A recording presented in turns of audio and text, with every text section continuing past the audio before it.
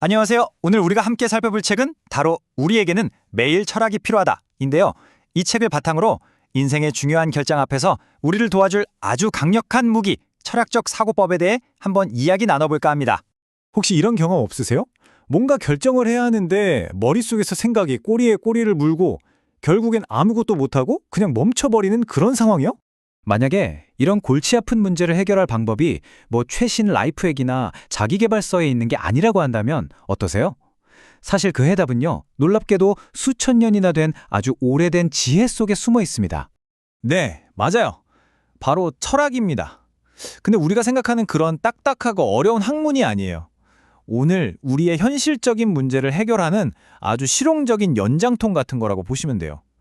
자, 이 고대의 지혜가 어떻게 지금 우리의 고민을 시원하게 풀어줄 수 있는지 한번 들어가 보시죠. 이건 절대 먼지 쌓인 책장에 꽂혀 있는 그런 이론 얘기가 아닙니다.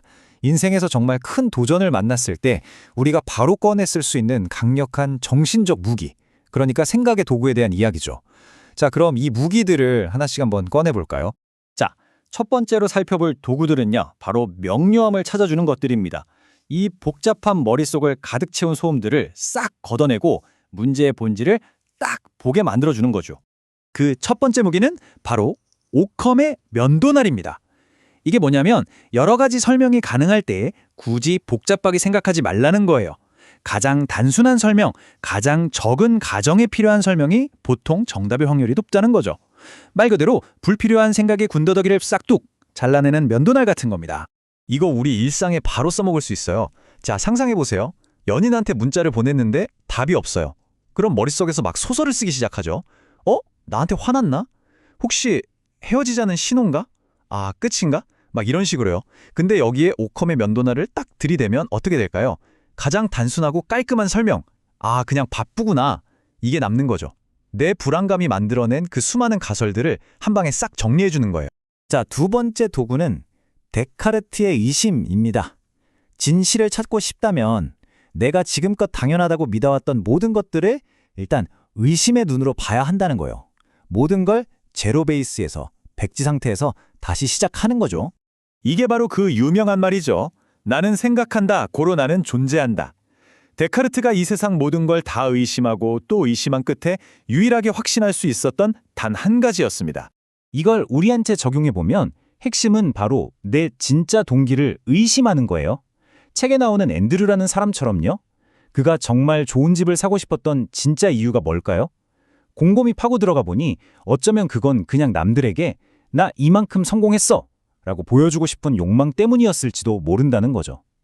지금 내가 간절히 원한다고 믿는 게 정말 내가 원하는 건지 아니면 남의 시선이 만들어낸 허상은 아닌지 아주 철저하게 의심해봐야 한다는 겁니다. 좋습니다. 그럼 다음 도구 세트로 넘어가 볼까요? 이번에는요, 미래가 어떻게 될지 한 치 앞도 모르는 상황에서 정말 인생의 큰 결정을 내려야 할 때, 그야말로 인생의 갈림길에 섰을 때 아주 유용한 도구들입니다. 세 번째 도구는 파스칼의 내기입니다. 이거 핵심은 정말 간단해요. 성공할 확률만 보지 말고 만약 성공했을 때 얻게 될 보상이 얼마나 큰지에 집중하라는 겁니다. 자, 이 표를 한번 보세요. 책에 나오는 니나의 고인인데요. 안정적인 직장을 계속 다닐 것이냐 아니면 창업을 할 것이냐. 직장을 계속 다니면 정체되거나 나중에 후회할 수는 있겠지만 큰 손실은 없겠죠. 대신 얻는 것도 월급, 안정성 정도로 제한적이에요.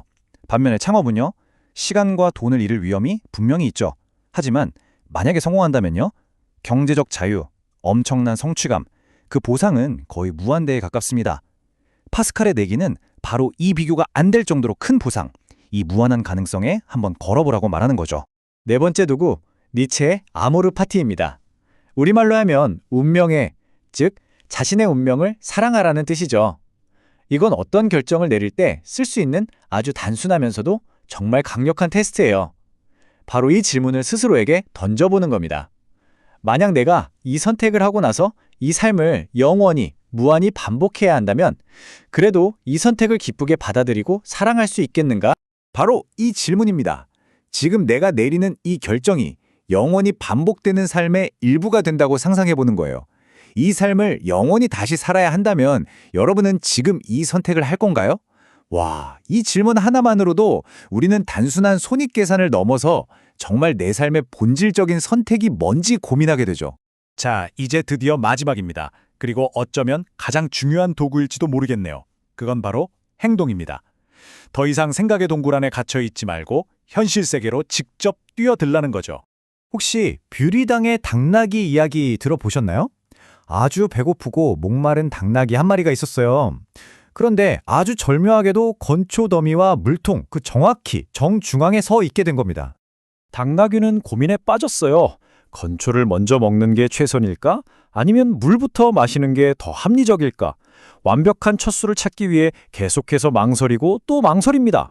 결과가 어떻게 됐을까요? 네, 결국 아무것도 선택하지 못하고 그 자리에서 그대로 굶어 죽고 맙니다. 이게 바로 분석마비, 즉 생각만 너무 하다가 아무것도 못하게 되는 상황의 비극을 보여주는 거죠. 여기서 해시는 이겁니다.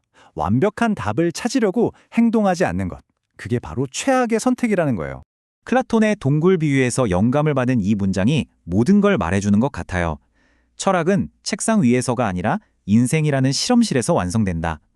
그렇죠.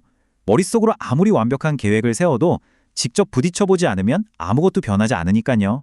결국 오늘 소개해드린 이 수많은 철학적 도구들 중에 어떤 게 나한테 딱 맞는 무기인지는요, 직접 써봐야만 알 수 있습니다.